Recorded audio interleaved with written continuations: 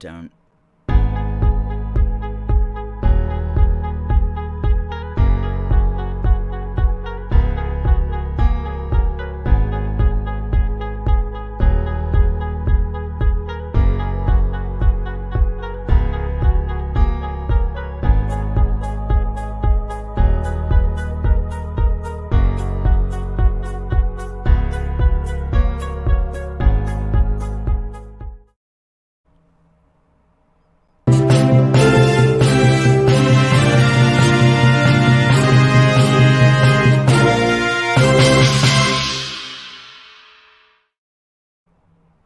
Hello and welcome to Good Morning UK Have Your Say, a Force for Good's mid-morning show coming to you live from our Nerve Centre here in the heart of the great British city of Glasgow with me, your host, Alistair McConnachie. This is our 42nd show. Good morning to Tommy and to Debbie and to Andrew.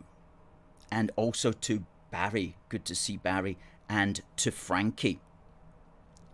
And to Adam also, good to see you guys. Yes, there is a cold going around at the moment, Adam. Other people have said that to us this morning. Hope you get better soon.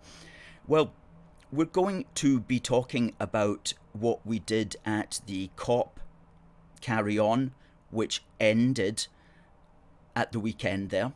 And we're also going to be talking about our plans as an organisation in the next month or so.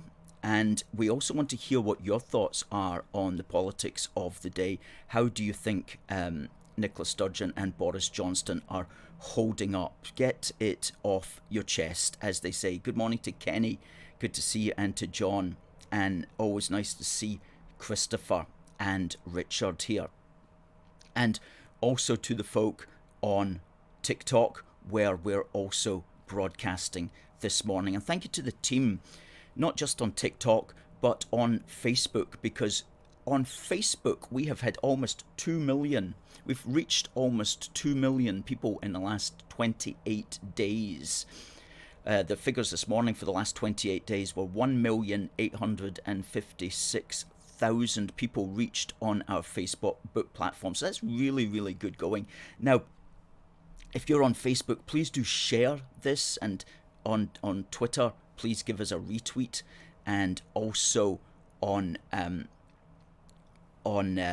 YouTube as well, give us a subscribe and a thumbs up, please. Just helps to get the message out. Stephen says, hi, Alistair and Patriotic Unionist watching on all formats. I hope you're keeping well this morning, Stephen. Thanks very much for that.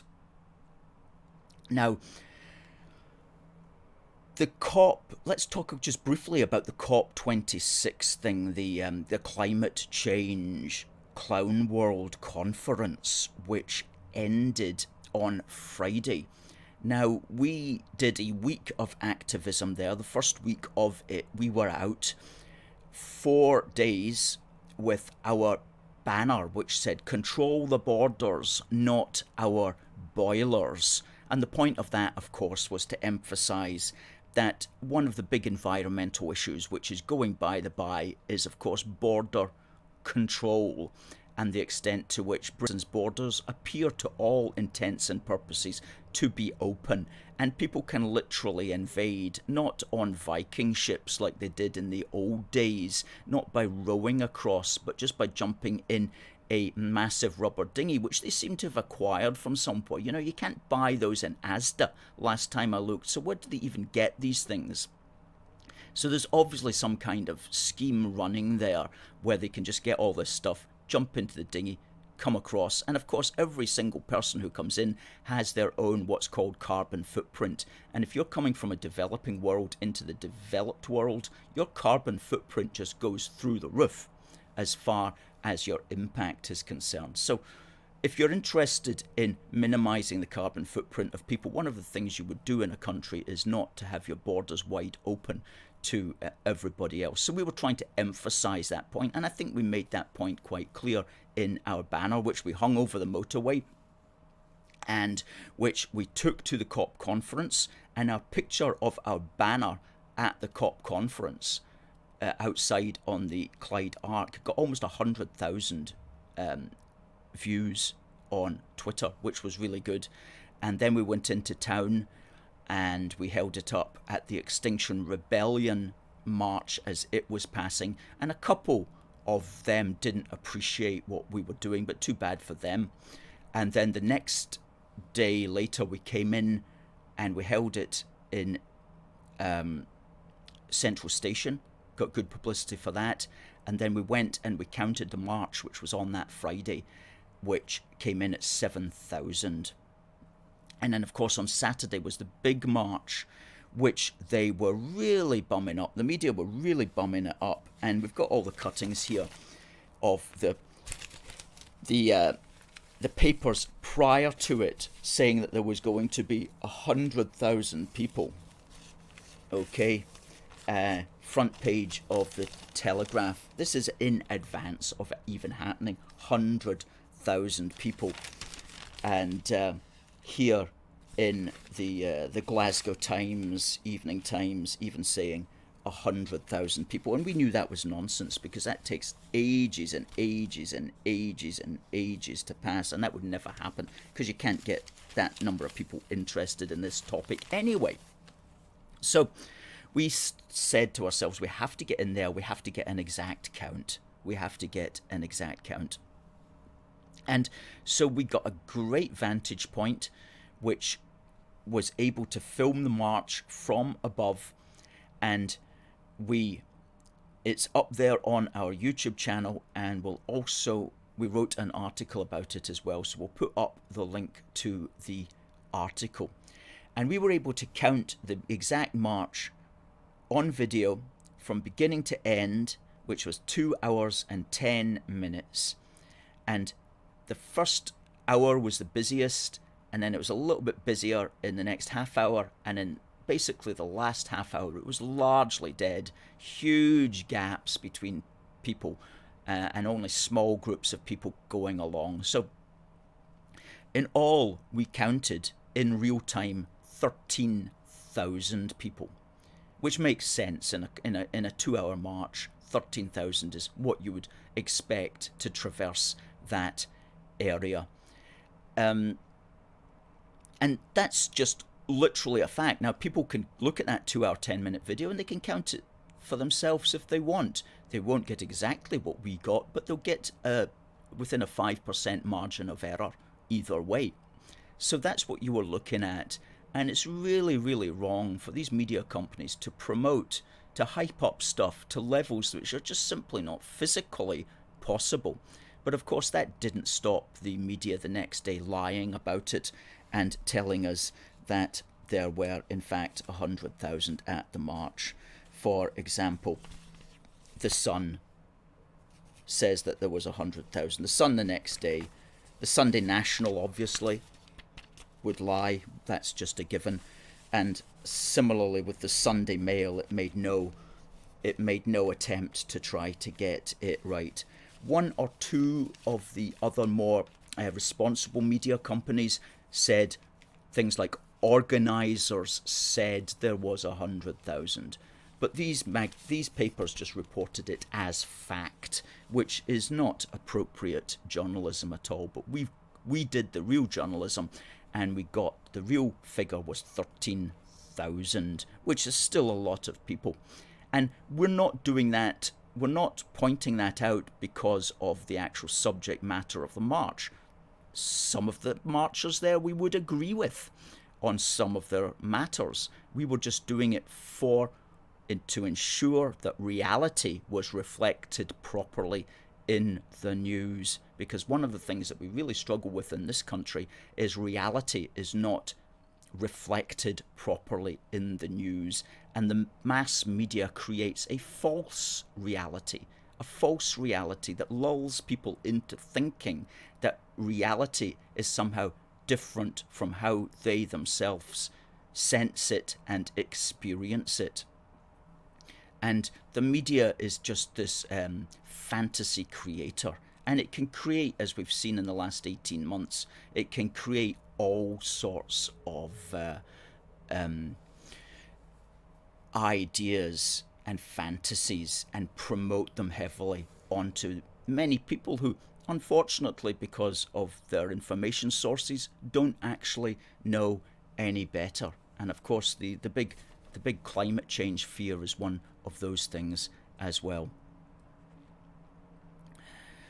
Good morning to Alan. And Stephen says there, once it's printed, it goes down into history. People will look back and see these false headlines. That's the thing. That's the thing. So we thought we have to get a marker for that's out there for those coming up in time who will want to know, well, what was the real figure? And unless somebody has documented the real figure, then the 100,000 lie will go down in history. And thankfully, we have documented that real history. Thanks for all the comments there on TikTok, all the good and the bad.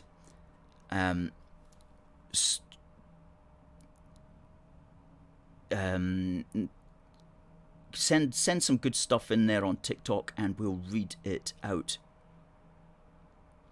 Tell us more about reality. Yeah, okay.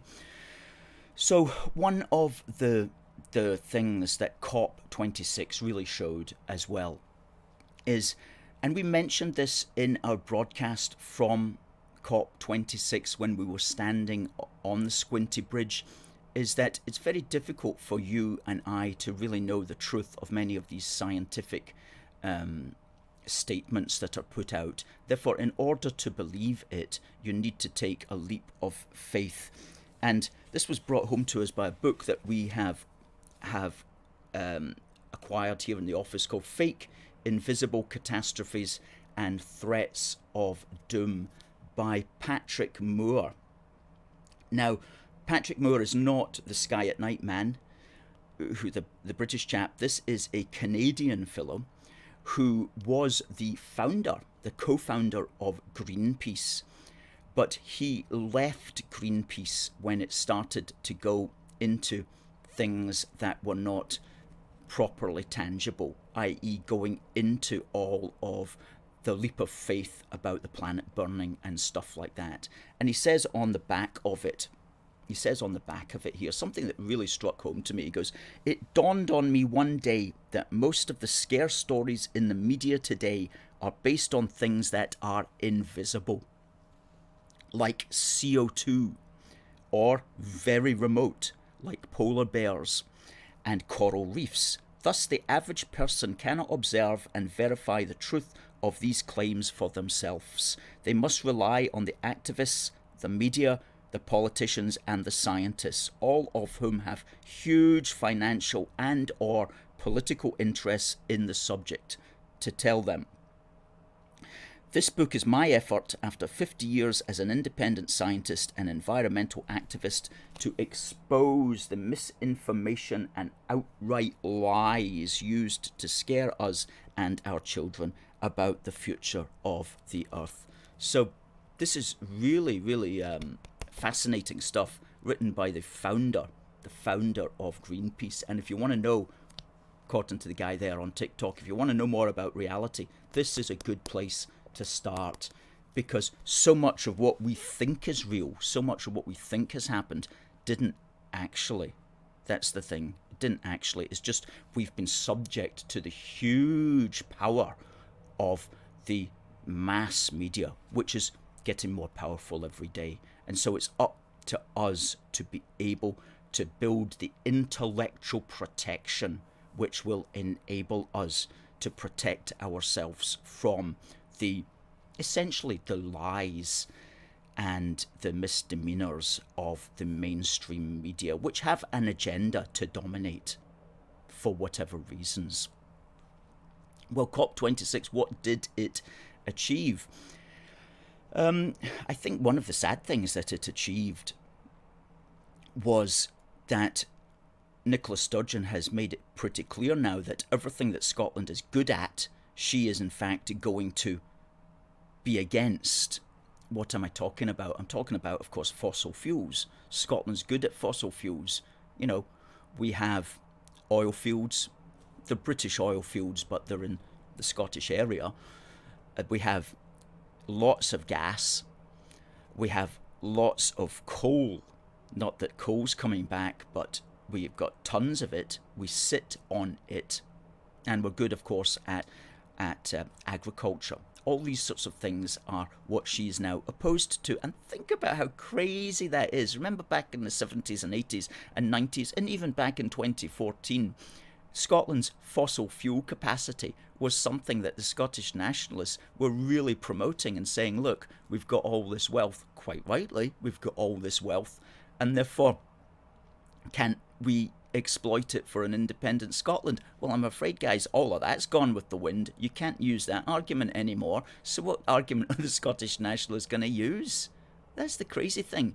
And what this does as well is this has opened up a great political space for a political party that wants to say, look, we want Scotland to be economically successful within the United Kingdom by exploiting our fossil fuel resources. Imagine if the Tory party or the Labour Party or the Lib Dems had the courage to take on that particular angle, because that is now an open door for them. Because Sturgeon has closed Scotland's door to fossil fuels. Sturgeon has closed Scotland's door to all that wealth, and she's done it in the name of some kind of baloney, fake invisible catastrophe. Okay, she's closed the door to Scotland's wealth. So that whole area inside that door there, that could be exploited by a political party that had the sense to do that. But unfortunately, Labour, Tory, and Lib Dems have all imprisoned themselves also on this particular topic. How sad and tragic is that? Indeed, it is just scaremongering that they do. And Kenny says Sturgeon has really shot herself in the foot with the oil industry, and hasn't she? And the Burton Brigade says, are you saying there is no climate emergency? 1,000% we're saying there is no climate emergency. That's all just fantasy, Mr. Burton. It's all just fantasy. It's just another way of the system trying to control you. There is no climate emergency. There never was. And you know what? There never will be. Adam says, what will happen if Scotland's economy goes down? Westminster gets blamed. Well, that's true, isn't it? Mark's just putting out a little bit of good news there. He goes, this little group of islands should always be united as one. Totally agree with that. And another thing that was achieved, I suppose, Kenny says, was that Sturgeon took 10 million selfies. That's something that was achieved. She probably broke the world record for the most number of selfies taken at a 12-day conference.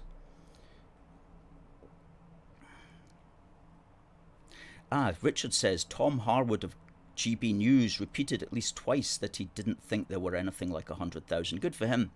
Good for him. And I saw him trying to interview Sturgeon, and he was doing the old school thing, which is running after the politician and holding out a mic in front of her, asking her for a response, of which there came none. But I thought, that's interesting. That's the first time I've seen a journalist do that to Sturgeon, actually run up to her and ask her an awkward question and then walk alongside her, trying to get her to answer. You know, the Scottish media is just far too meek and mild to ever try that on Sturgeon. I guess they would think, well, if we do that, she's never going to talk to us again, so we've got to be her lapdog.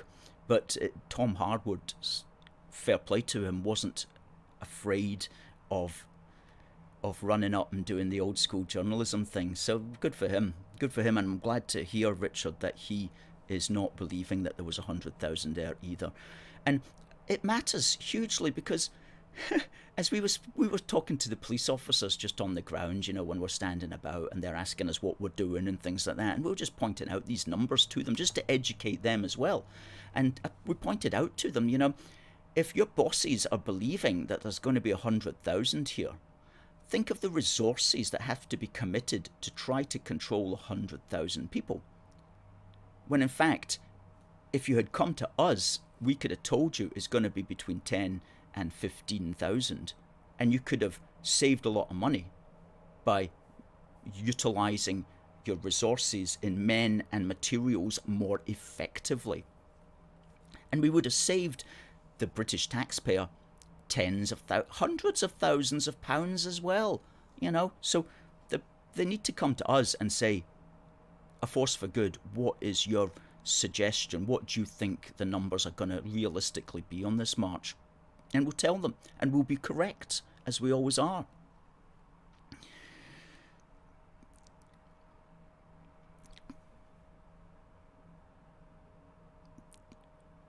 Dusky says, yes, I agree.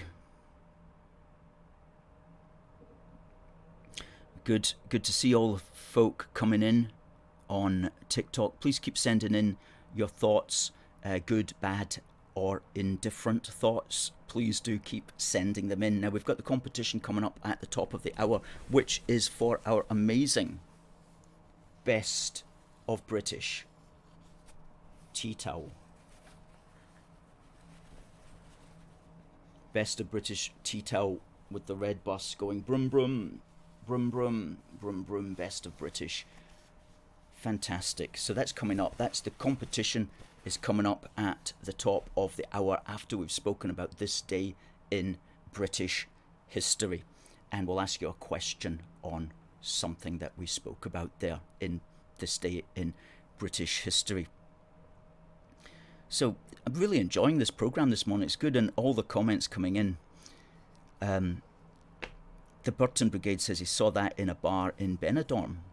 Good. Well, we've got supporters out there as well.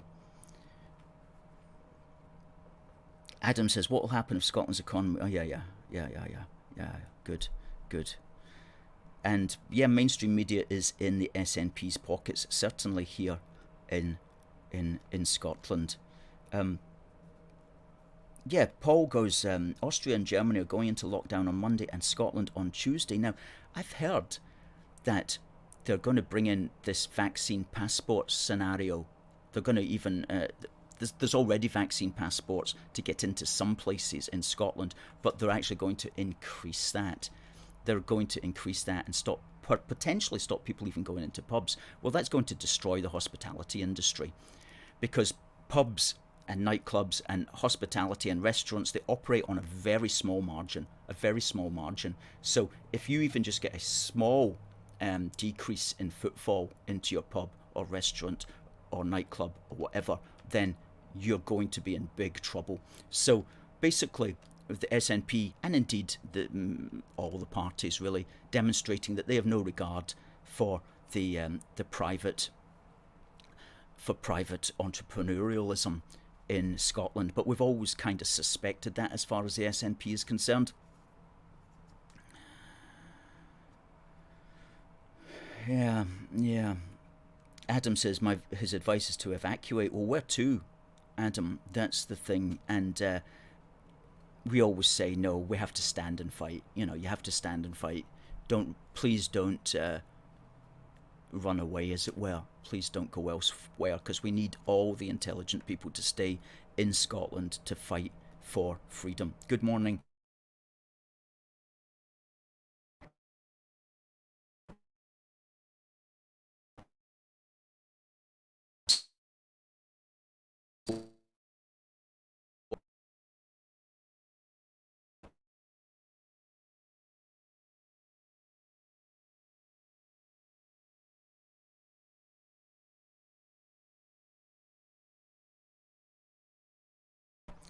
Yeah, Stephen says he almost watched the whole march and was shocked at the lack of marshals. It's a good point. I don't even remember seeing any marshals. What it was there was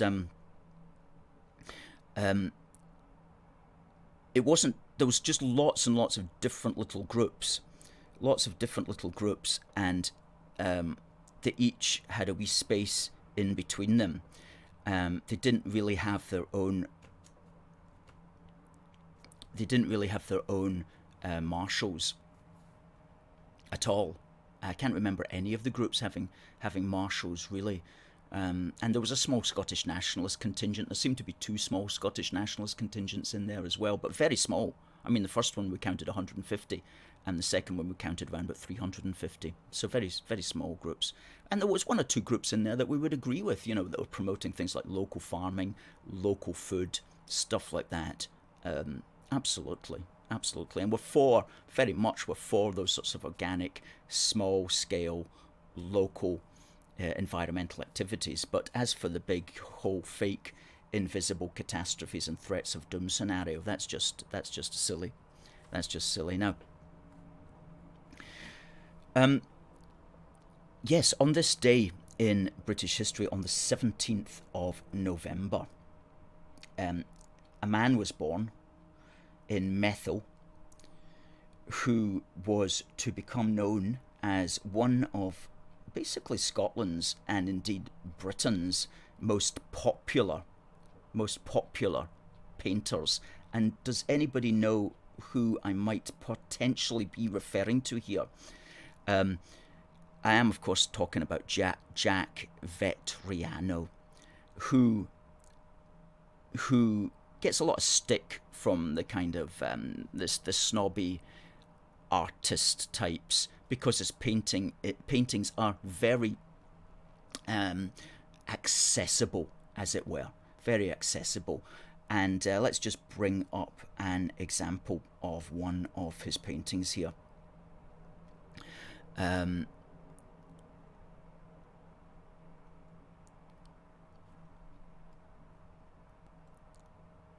There you go, that's one of his paintings which we really like for obvious reasons, and that painting is called The British Are Coming, and it's from his Bluebird collection, which was one of 7 paintings which were inspired by the life and achievements of Malcolm Campbell, who gained the world land speed record back in the 1920s and 30s.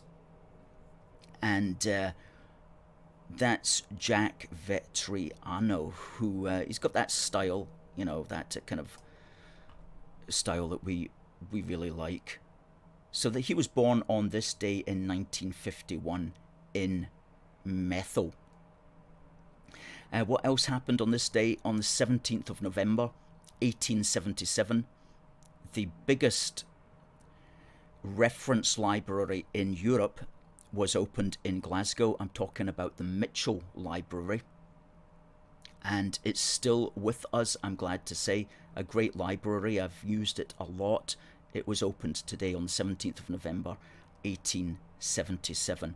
And keeping libraries open is one of the essential roles of government, I think. In Edinburgh, there's the library on George IV Bridge, and above the entrance to it, it says, "Let there be light." And I remember seeing that 30 years ago and thinking, that's an amazing statement. Let there be light, because you walk in these doors and there's all these books and there's all this information and knowledge in there. And that's the great thing about public libraries. And in our 40-page magazine, more about that in a minute, one of our policies is for the British government to directly fund libraries in Scotland in order to keep them open, because the SNP is closing them, shutting them down and shortening their hours. So one way of appealing strongly to people is to keep libraries open, and you can do that through direct funding over the tops of the SNP.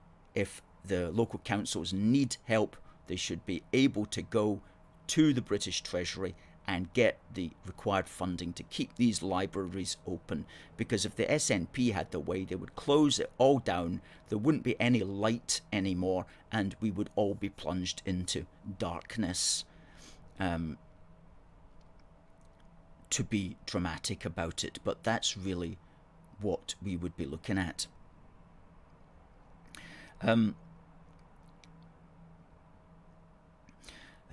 Yeah, so that was also today. What else happened today? 17th of November 1895, the first Lee Enfield 303 bolt action rifle rolled off the production line at the Royal Small Arms Factory in Enfield. And 17 million rifles later, the production line ended in 1957.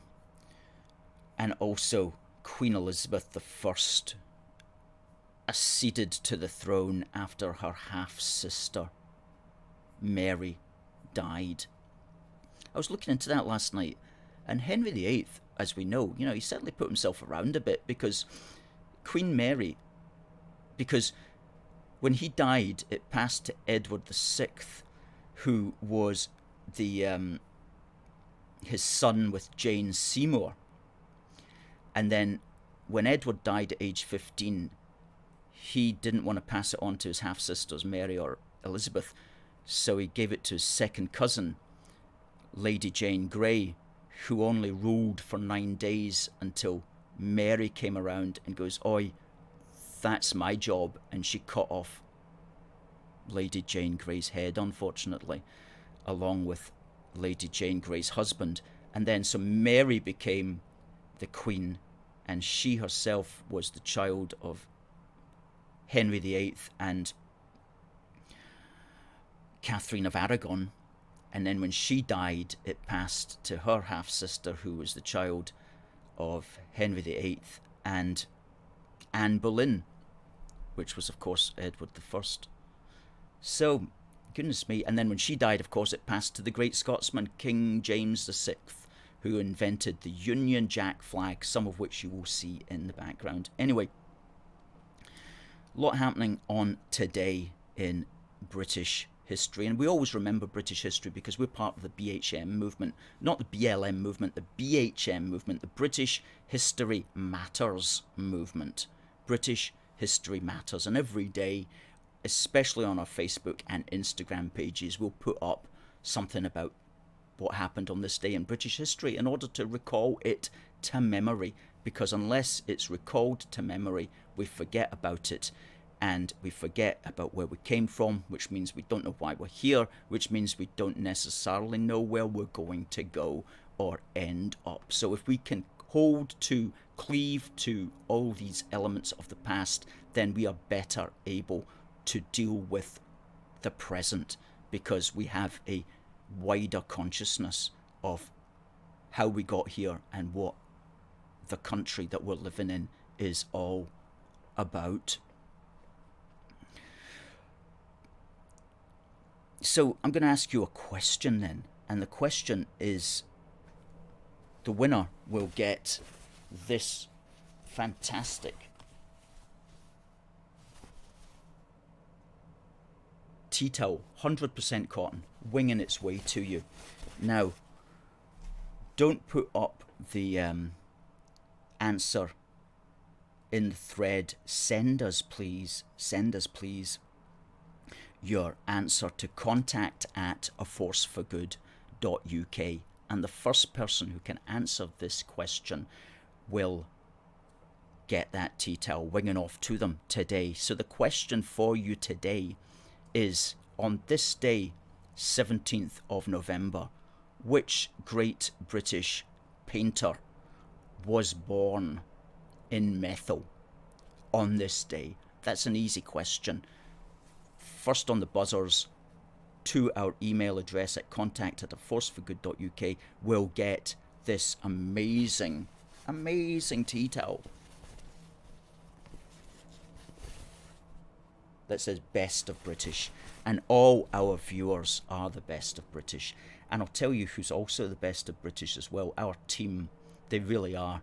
They're really knocking it out of the park on TikTok, on Facebook, on Instagram, on YouTube, and on the streets. And thank you to everybody who's been involved in all ways that just keep this show on the road.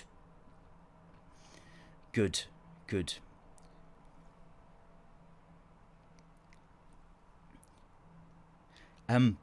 So yes, I want to talk to you about our amazing new magazine that's coming out. 40 pages. The good news is it's at the printers.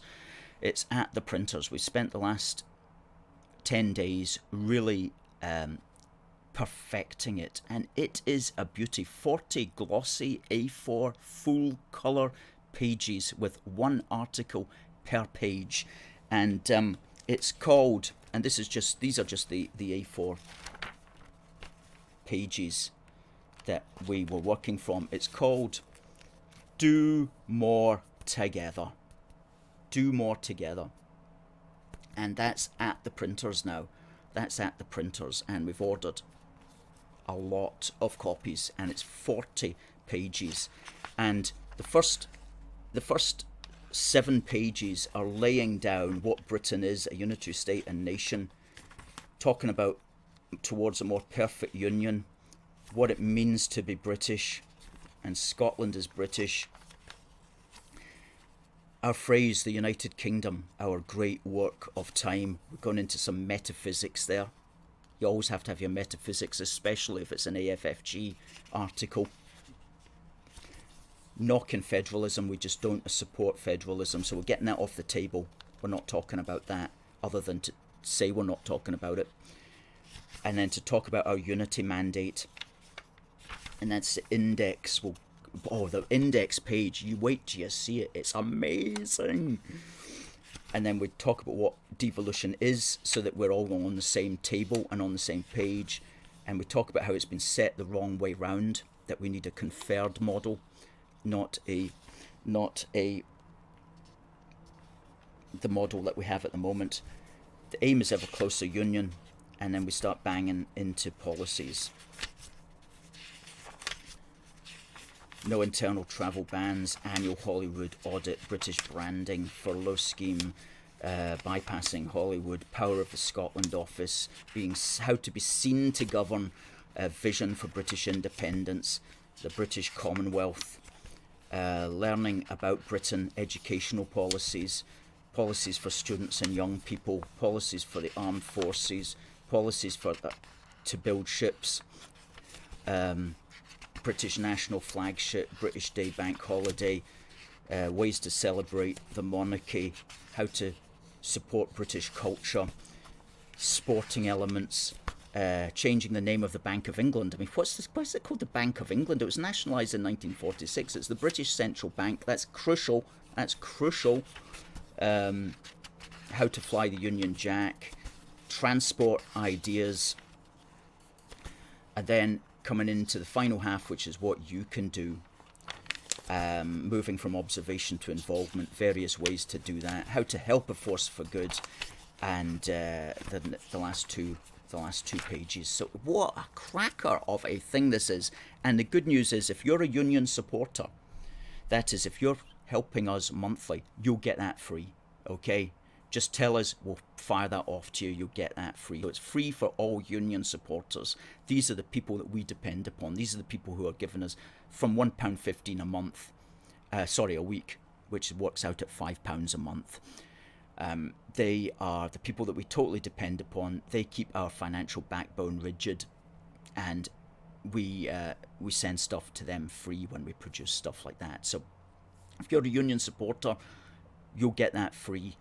And also, if you'd like to become a union supporter, we'll put the link up there on how to become a union supporter, because we really do value our union supporters, without whom we could not do any of this.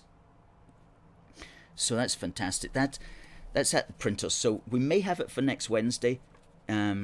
Just depends how fast they can turn it around. But it's so important that we do stuff like that, because in the National this week, and we read the National so that you don't have to, they were saying that they're printing off 1 million copies. So they say, right? So they say 1 million copies of some kind of indie paper, which they're going to give to their various SNP groups and other people like that, who are going to put it through your letterbox. And who knows if they're going to print off 1 million, because they always they always bum it up. But they'll certainly be printing a few thousand anyway. But a few thousand too many, because we don't really need that sort of division circulating in our society. So if you would like to ensure that things like our positive message of solidarity and unity get out there, then please do become a union supporter. And as I say, it's black and white at the moment. That's just because that's the draft that we printed off. The actual magazine is full colour, and it's like, just, you look at it and it's like awesome. The colour, it's the most colourful Scottish Unionist document ever produced in the history of the world, or indeed the universe. So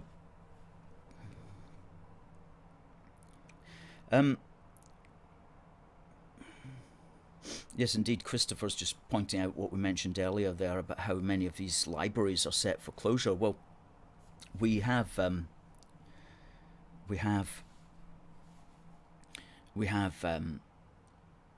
mentioned that as a policy in our Do More Together document about how we need to keep those open. Absolutely. Yeah.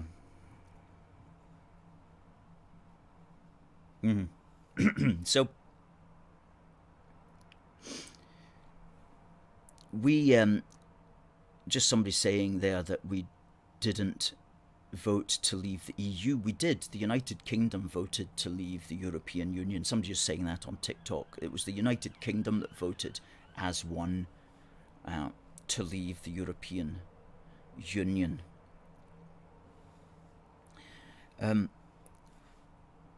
Yes, it is, Christopher. It's a fantastic production, a fabulous production, as you say. Richard says, looks great. The message will get through to a lot of people, and influential people. It certainly will, Richard. It certainly will get through to a lot of influential people. And it's put in such a way, like an article per page.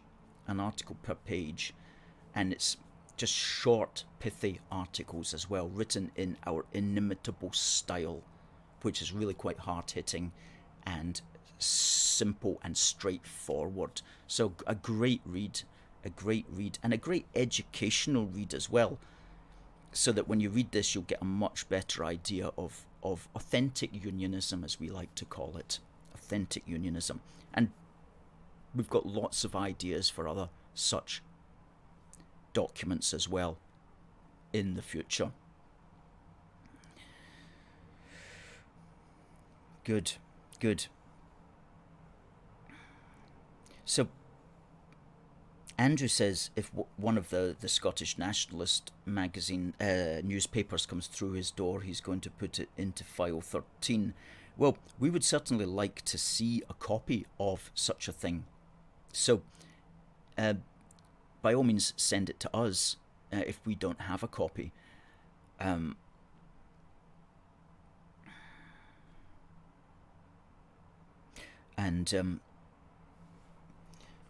Yeah, good. But they're always working, you know, the Scottish Nationalists. They're always got some scheme to just keep promoting it, and you wonder just how much money the national newspaper has.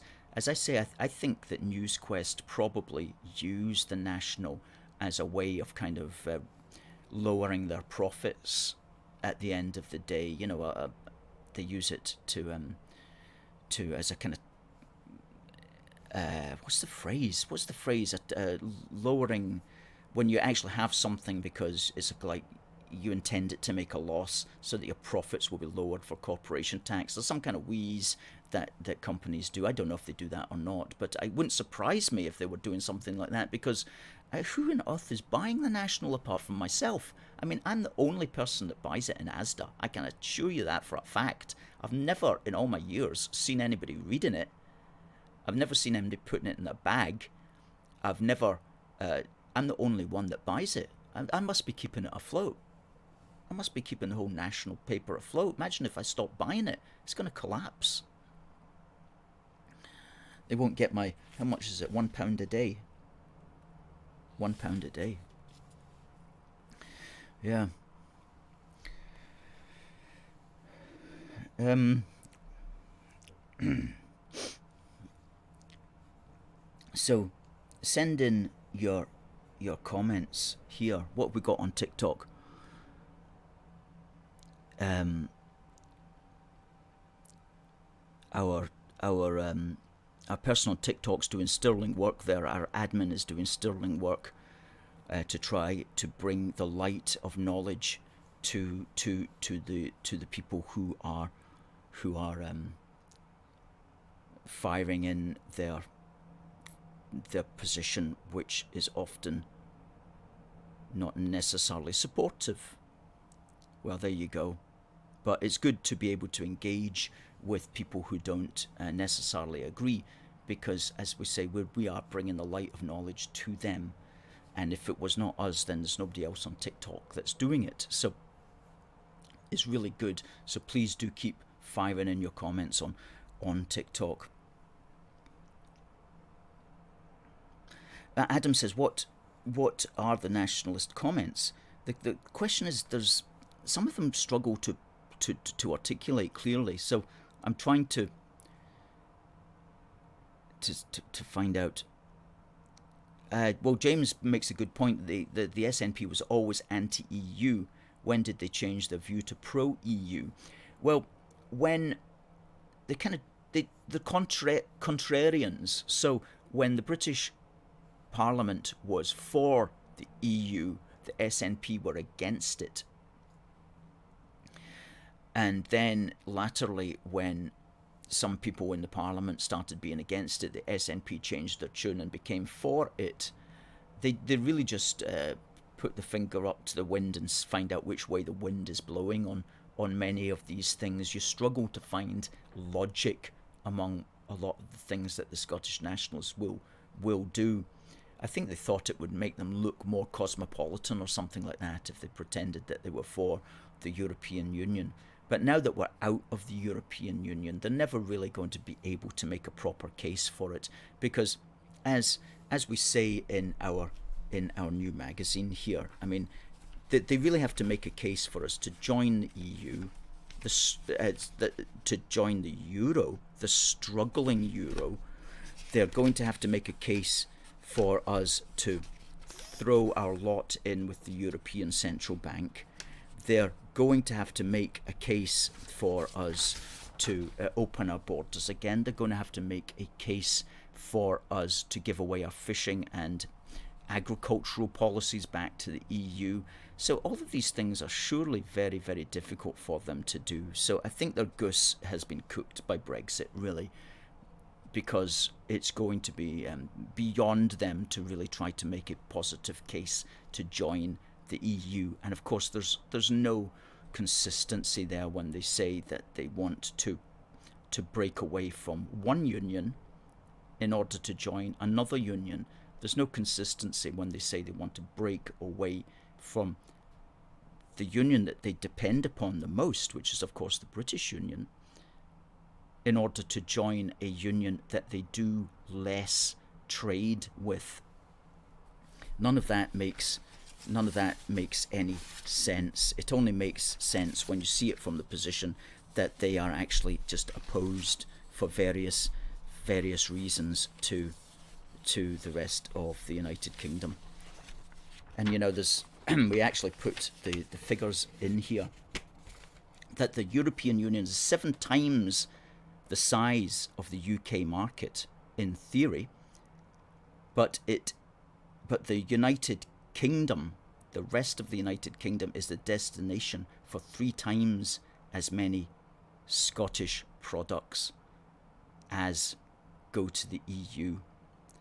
So we trade far more with the rest of the United Kingdom than we do with the European Union, even though the European Union is a lot bigger. And of course we do, because we're trading with people who are literally just down the road.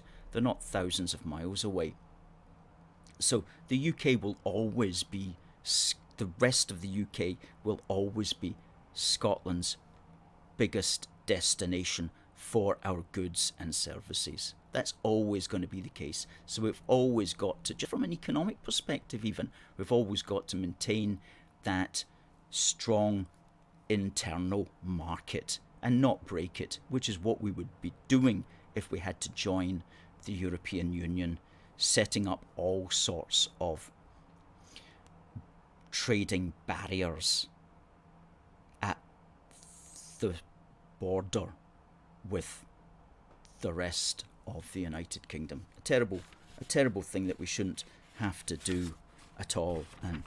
And we have confidence that common sense will prevail at the end of the day. We have confidence that that will be the case.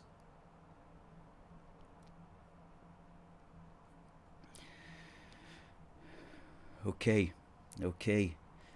Good stuff. And folks, always remember as well, of course, that not only are we doing this 40-page magazine, which will be free to union supporters, but we also, of course, push out our wee book for the union, which keeps us going all the time. And we do sell a ton of these. And Christmas is coming up. So please do get your stocking fillers for your friends and family. And we'll put up the link to the wee book for the union. It's a great wee primer. It's much more historical than this. This is like historical, whereas our new magazine is going to be much more just based around policies to keep the UK together. We touched on policies in this wee book when we listed 23 policies to strengthen our union. Well, in our magazine, we have listed 102 policies to strengthen the union. So we're very, very pleased about that.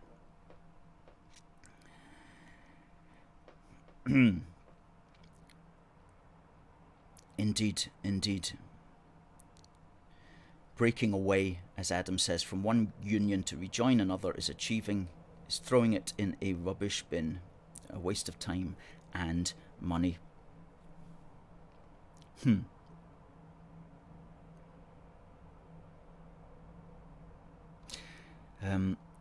Yeah. Well, absolutely. You know, one of the things as well that's been happening this week is hang on, there's somebody just COVID.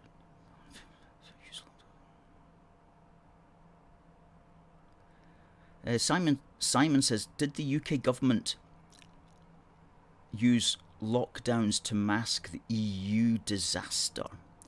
I don't think so. I don't see why that would be the case. I mean, the lockdowns did nothing for the economy. If they had wanted to keep the economy going and to show the benefits of Brexit, then they wouldn't have locked down, would they have? They would have done the opposite. They would have kept the country open. So I don't agree that was likely. Stephen says, what made you so into unionism? Well, just normal life, you know. I've always been political. I've always been politically minded since I was very small, and I've always had the commonsensical view that it's far better to do things in union than to do them apart, especially in a small island. And so it's just a natural thing I've always had. What's unnatural is why people would look at our very small island nation and say, we've got to divide that up into separate little bits and pieces. That doesn't, to me, make any objective sense. So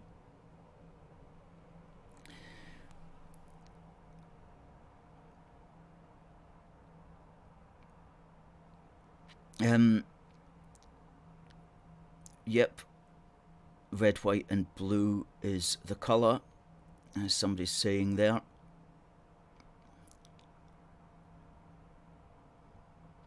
So Brexit was about taking back control, as somebody points out there, and it was about Britain taking back control You see what I mean? Together, Scotland taking back control over its fishing and agriculture, and the rest of the United Kingdom as well, taking back control over those things. So we are taking back control. Scotland is taking back control over all the things that used to be run by the European Union.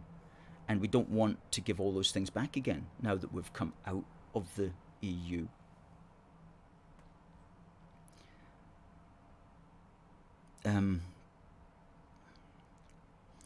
Well, of course we're trying to sell the book. I mean, the book is how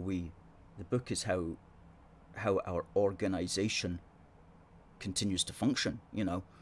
So we always will push the wee book for the union. A fantastic wee read. And yes, we are a registered company, Mike. We are a registered company. And you can check us out on Companies House. And we've been going since the 21st of March 2012. And so next March will be our 10th birthday. We're going to have to do something for our 10th birthday, aren't we? But it's going to be our 10th birthday. And we incorporated, we became a company back in April 2016. Life01 says, as a Welshman, I fully support the union. God save the Queen. Fantastic. Something though that this guy is the funny comment from Shuggy. The important thing about the union is its age. It's how long it's been here is a good indicator of how long it's going to continue to be here. It doesn't get less secure as the time goes by. It should get more secure as the time goes by. You know, that's what we even talk about, the concept of ever closer union. And it makes more sense to see the United Kingdom as on a journey towards ever closer union, not on a journey towards separation. And when we frame it in that way, then all sorts of policies become possible. Kenny says, good point. He goes, Shell moving to the UK proves Brexit is working. That's interesting.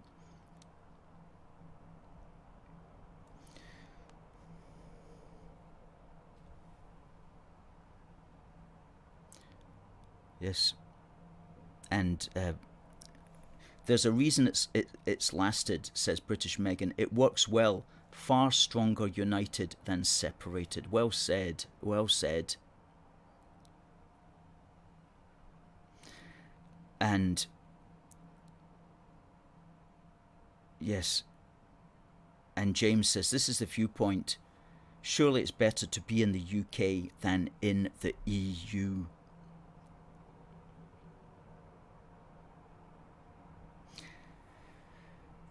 And Dale makes an interesting point. He says that as an English person, he doesn't feel that Westminster represents him properly. Well, I totally get what you're saying, Dale. Many of us at this precise moment don't believe that Westminster's representing us very well. Don't imagine that Unionists think that everything is hunky-dory in the kitchen. It's not necessarily so. I mean, we believe fundamentally in our British institutions, but that means that we hold them to high standards. And we want them to often do better than they're doing at the moment. And I totally get what you're saying, Dale, when you say you don't feel represented. Many of us feel almost betrayed, in a sense, by the institution at the moment. That doesn't mean it's always going to be like this, though. It can get better. I mean, it is not properly representing many of us as far as all this carry on with climate change nonsense is concerned, as well as all the COVID lockdowns, as well as the open borders on the south coast of England. All of these things are not properly representing the British people, and Westminster has fallen down on those things, but that doesn't mean that it's going to be any better if all the different countries go their separate ways. It's just going to be worse. I mean, here in Scotland it'll be 1,000 times worse, because, you know, the SNP welcome all those things. The SNP welcome open borders. The SNP welcome, the destruction of Scotland's fossil fuel industry. And the SNP has shown itself very clearly to be very totalitarian-minded as far as things like these vaccine passports are concerned. So we believe in the British institutions, but we do hold our politicians to account, and we do try to think, how can they do better? And we do try to hold them to better standards. But I totally understand when you say you don't feel represented, but would you be represented any better in like an English parliament? That's the question. And we would doubt it, because an English parliament will just go the same way as a Scottish one did. So who won our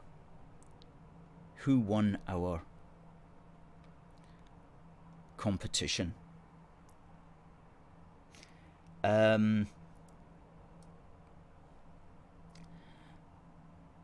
We do have a winner. We do have a winner, and it's several people got the right answer, but let me just tell you who the winner is. I'll just type it up here. And it's a worthy winner,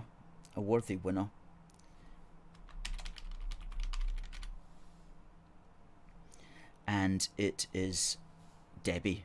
Debbie is the winner of this fantastic 100% cotton tea towel. Good for you, Debbie. Good for you, Debbie. Well done. Well done. Glad that you got in there with that one. And Adam says, congratulations, Debbie. And Frankie says, congratulations, Debbie. And Stephen says, congratulations, as does Richard. And Debbie goes, woohoo. Good for you, good for you. Well, that'll be winging its way to you this afternoon, Debbie. The United Kingdom needs to be strong, says a comment on TikTok, which seems to me to be a very good way to bring this to a conclusion. Ladies and gentlemen, we'll be back next Wednesday. Now, we may or may not have our amazing magazine back from the printers. I hope we do. We'll certainly have it in time. December's coming along, where we'll have our Yo Britannia Christmas crowdfunder, and we'll also have our 10-hour union telethon. So that will be a treat, especially for folks on TikTok who can listen to A Force for Good for 10 hours, guys. 10 hours. And we'll have lots of guests on as well. And if you'd like to be a guest on our union telethon, do contact us. So folks, it just remains for me to say, God bless the United Kingdom, and God save the Queen. See you next week.